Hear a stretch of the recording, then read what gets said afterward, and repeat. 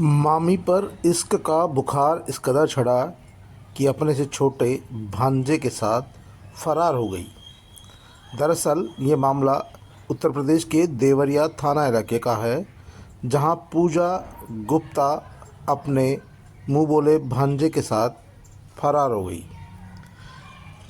पूजा के पति मन्नू गुप्ता ने देवरिया थाना पुलिस में मुकदमा दर्ज कराया है। मन्नू गुप्ता का कहना है कि मन्नू गुप्ता ने अपने भांजे के खिलाफ मुकदमा दर्ज कराया है।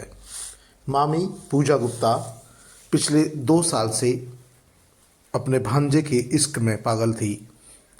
मन्नू गुप्ता विदेश में रहकर कमा रहा था ताकि बच्चे और पत्नी खुश रह सके।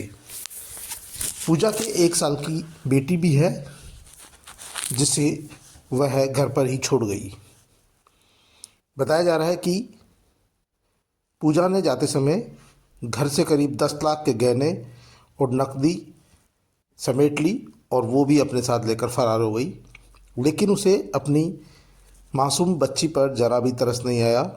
वह अपनी बच्ची को छोड़कर भांजे के साथ फरार हो गई। बच्चे की रोने की आवाज़ सुनकर पड़ोसियों ने जब उसके पति मनु को फ़ोन किया, तब उसे जानकारी लगी। मनु ने देवरिया पहुंचकर थाने में मुकदमा दर्ज कराया। अब पुलिस मामी और भांजे की तलाश कर रही है। आपको बता दें कि देवरिया थाना इलाके की घटना है। पुलिस ने बताया कि मन्नू गुप्ता पिछले 4-5 साल से सऊदी अरब में ही मैकेनिकल इंजीनियर का काम कर रहा था और वहीं रहकर पत्नी को हर महीने पैसे भेजता था।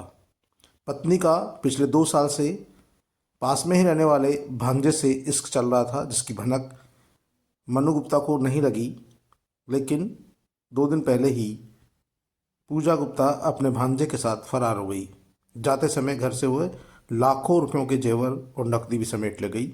लेकिन उसे अपनी इकलौती बेटी पर तरस नहीं आया। वह उसे सोता हुआ छोड़ गई।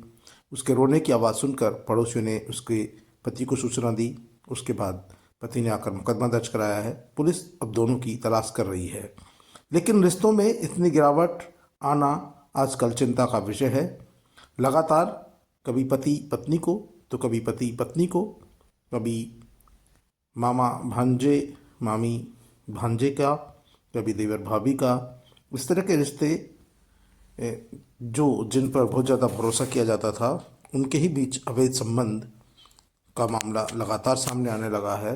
ऐसे में समाज के लिए भी चिंता का विषय है कि आखिरकार रिश्तों में आ रही गिरावट को कैसे रोका जाए। देवरिया पुलिस दोनों की तलाश में जुटी है, लेकिन सामाजिक स्तर पर भी दोनों की तलाश की जा रही है कि आखिरकार दोनों कहाँ चले गए। लेकिन इस घटना ने समाज को एक बार सोचने पर फिर विवश कर दिया कि सामाजिक रिश्तों में एक गिरावट का जो लगातार कारण बनता जा रहा है, गिरावट को कैसे रोका जाए, जिससे रिश्ते भरोसे में हैं, क्योंकि भरोसे से ही रिश्ते चलते हैं, एक दूसरे के विश्वास पे ही रिश्ते चलते हैं। लेकिन जब इस तरह की घटनाएं सामने आती है तो फिर रिश्तों पर भरोसा उठ जाता है। और ये जो समय है, इस समय इस तरह की घटनाएं ज़्यादा बढ़ रही है।